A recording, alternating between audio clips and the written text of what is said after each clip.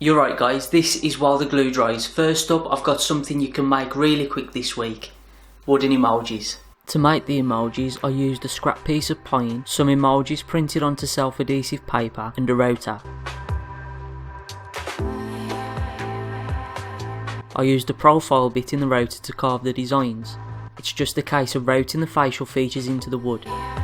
Take it slow and steady. If you keep the lines moving smoothly, any deviations from the original design won't be noticeable.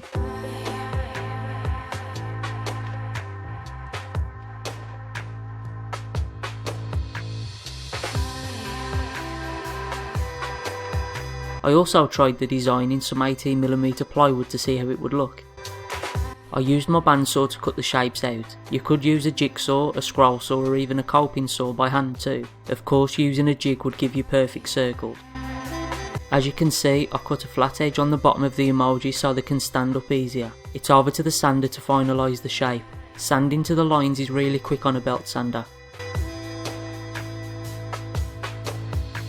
I wanted to round over the edges so I used a round over bit in the router to do that.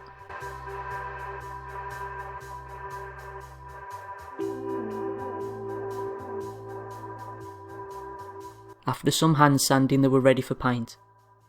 I used cheap acrylic paints to fill in the carved areas. Acrylic paint doesn't bleed into the grain like a lot of other paints do. It's also very easy to sand later.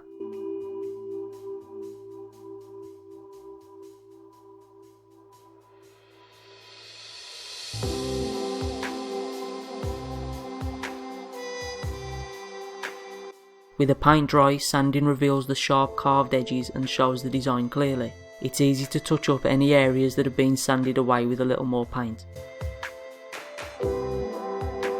Emojis are yellow, so I used the yellow wood dye. It works really well.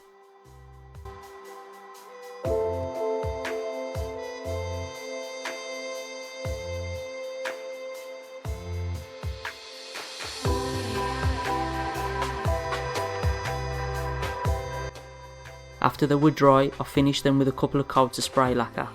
This is a really simple project that can be done in a day. It's great to get the kids involved with too. Okay, take your seats. Now we've got some great makers to inspire you this week. First up we have Mr. Geoffrey Smith with his 21st birthday frame. He shows some great problem solving techniques in this one. I love the contrast of the wood. Next we have Claire from Making It Out of the Woods. She's made this Bob Marley wall hanging. I'm a huge Bob Marley fan and this video gets you right in the feels. Definitely worth a watch.